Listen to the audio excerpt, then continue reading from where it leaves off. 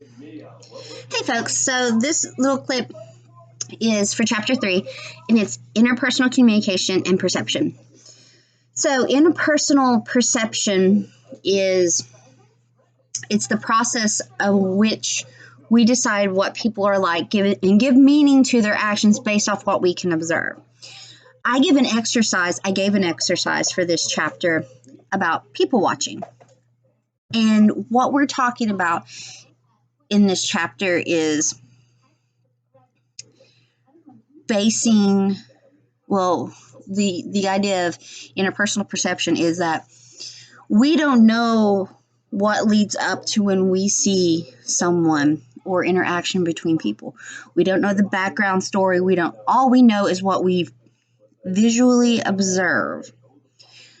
And from that, we make assumptions or judgments based off of what we see.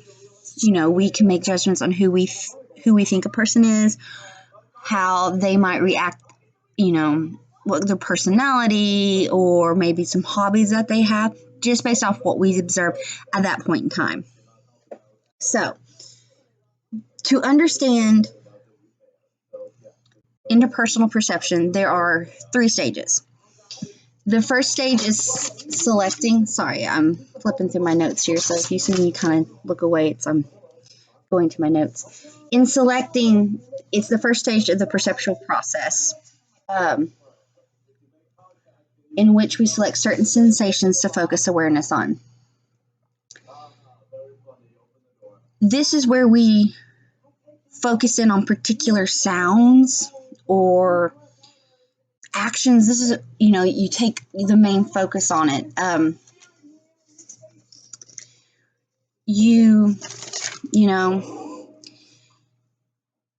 Think of how when you're putting clothes on, how things might, you might focus on certain ways things fit. I say that because, a little tidbit about me is I'm particular about socks, the little lines in them. I don't like how they fit sometimes.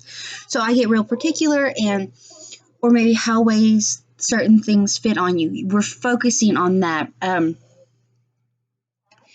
Maybe you're out and about in the world and you see different billboards or promotional signs and you focus on maybe a particular image or a particular word, and it could be because of the shape or the image or the color. Something about it strikes you. That's what we're talking about with selecting in stage 1. We perceive and we remember selectively as well. Selective perception breakdown in the book. This occurs, it's the process of seeing, hearing, or making sense of the world around us based on such factors of our beliefs and our attitudes and our hopes, fears, our culture, what we like and don't like. The book gives,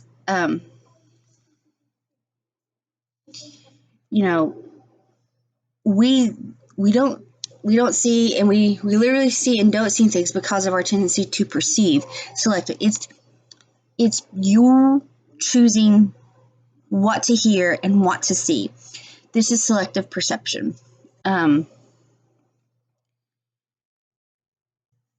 We're being perceived. Think of like in a court hearing, there's eyewitness accounts. We're selective on who we hear and what we hear. They talk about how this person's perception could be the basis of whether or not someone is guilty or non-guilty. So that's what they're talking about. You are specifically selecting what to see and what to hear. And it's based off of who you are and what you believe and what you want and your likes or dislikes or hopes or not. You see what you want to see and hear what you want to hear. There's also selective attention. Selective attention is focusing on specific stimuli around us, looking into some things in the environment and ignoring others. When you think about it, when you're hungry, you're probably going to look for someplace quick to go as opposed to like checking out billboards for real estate or some kind of ad. You're more so looking for a place to grab a bite to eat, someplace quick if you're in a hurry, like, okay, what has good food, what's quick, what's closest to my next destination, or, okay, I've got 20 minutes for lunch, where can I go and get food and get back to my next class? So this is what we're talking about here. We also seem to focus more on attention that is moving and blinking and, things that catch our eye. Online advertisements do this. If you've ever been on like social media or a website or whatever the case may be, and there's ads that pop up and they catch your eye, it's because they're using those tactics. It's flashing and they're trying to get your attention by using these tactics. But that selective attention is you're choosing what to focus on. You're choosing specific things to focus on while ignoring others. And it's usually based on where you are in this world. If you are, we talked about food. Maybe you're looking for an apartment. So when you go to the paper or you check online for apartment ads, you focus on that. And the same can be said if you're looking for a job. You go to help wanted signs on places, or you go to help wanted ads, or you put in, you're focusing on that. That's your selective, it's your selective attention, excuse me. Then there's selective exposure underneath all this. This is where we put ourselves in situations that reinforce our attitudes and behaviors of what we like and what we don't like. Think of this as, if you are a certain religious affiliation, you go to that church that also shares that. If you are, who goes to Democratic conventions? Democrats. Who goes to Republican conventions? Republicans. This is what we're talking about. You tend to go, selective exposure is you are taking yourself and putting yourself in what you believe and what you like. And this is like hobbies. Think about maybe when you were in school, clubs you were in, or teams you were on. It's because that's what you wanted to be. Maybe you were on a basketball team, or you were a cheerleader, or you were in chess club or art club or FFA or FBLA. Those are selective exposure. You are putting yourself where you want to be based off of what you want, what you like, you're not going to put yourself in something that's not, if you're not big into art, you're not really going to be in the art club. That's what we're talking about here in selective exposure. And then under that, we also have selected recall. And this is just where we remember what we want to remember and repress things that are not so pleasant. Or things that are relevant. It could be certain websites that you go to often, the site by heart, or certain books or information, stuff that's relevant to you and that you like, we keep recalling. Real quick underneath this, we're still in stage 1. So all this is under selection. We have selective perception, selective attention, selective exposure, selective recall, and all this is based off, we specifically pick these areas. There's also thin slicing that we talk about. Thin slicing is observing a small example of someone's behavior and then making a generalization about that person based on the sample. Okay, an example of this. Say you are getting into traffic and someone cuts you off. Well, then you're like, well, they're a jerk.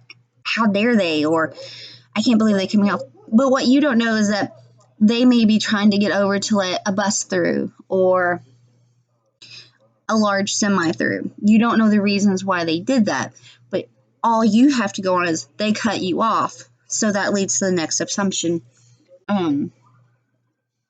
It's just taking one small sample of someone and basing their entire personality off one meeting or one,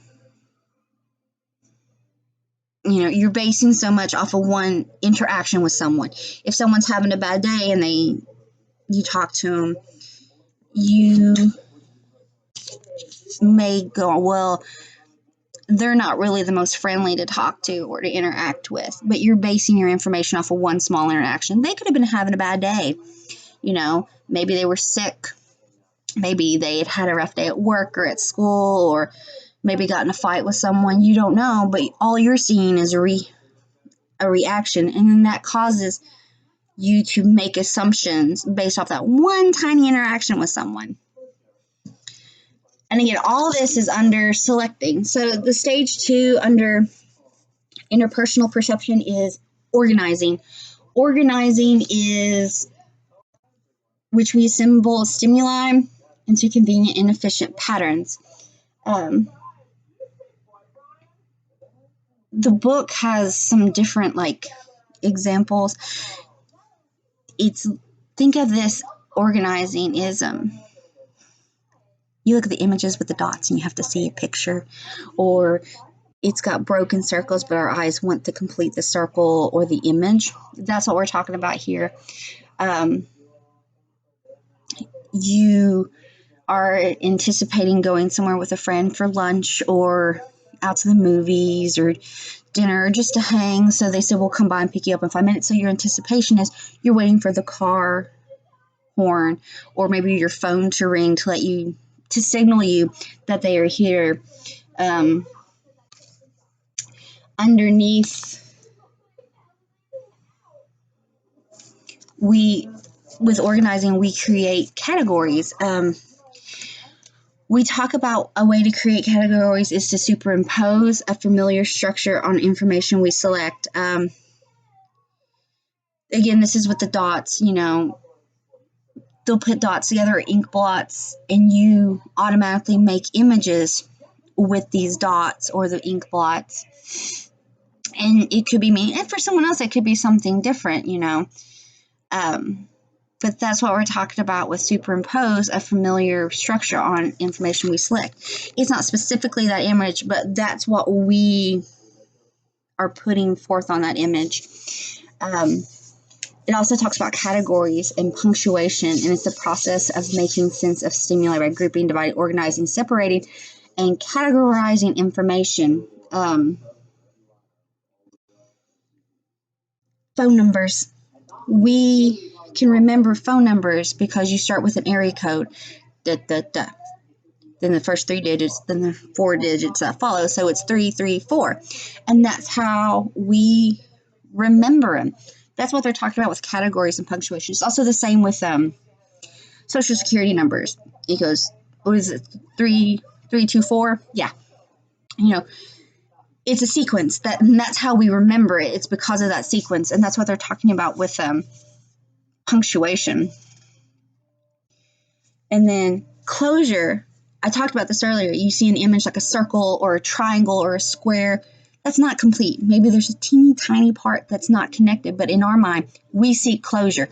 We want to complete the circle. We want to complete the triangle. We want to complete the square. And that's what we're talking about here. And all those fall under stage 2 of organizing. So we create categories. We superimpose what we know to be familiar onto images, or we link categories. Think of this as like numbers or letters or coding systems. All that kind of falls under categories. It's how we remember. And then there's closure. We're seeking closure in organization. We want an image to be complete, so we complete the image in our mind, even though the image itself may not be completed that we see before us. The last stage is interpreting. This is where we assign meaning to what we have observed. With this, think, okay, you're waiting for test results back. The teacher's giving out names and stuff. They say your name. Maybe they give a frown or like kind of a little, I don't want to say smirky face, but they make a gesture, a facial expression. Like, oh man, I must have bombed if they had that, or I didn't do so hot. That's the thought process here with interpreting. Or you see someone and they wave at you and come walk into your interpretation. Hey, they want to chat with me. Or maybe you see someone, they introduce themselves, you're like, oh, they want to chat with me. Or, if you're talking to someone new and you exchange numbers or email addresses or whatever the case may be. You interpret, they want to get to know me better. They want to know more information about me. That's what we're talking about here with interpreting. You're given information and then you move forward with your process. Well, my friend never loans me money. They're just tight with money. They're just tight, or gosh, they're constantly spending money. They're no good with money. You're making interpretations based off of what we see. Boom, boom, boom. All of those are the stages of interpersonal perception. So it's selecting, organizing, and interpreting. Selecting is you just select. It's you're choosing what to hear, you're choosing what to see, you're choosing how to react, you're choosing what's important, what's not important, and all this is based off of who you are, what you like, what you dislike, your beliefs, your hopes, all that just falls under selecting. Then there's organization.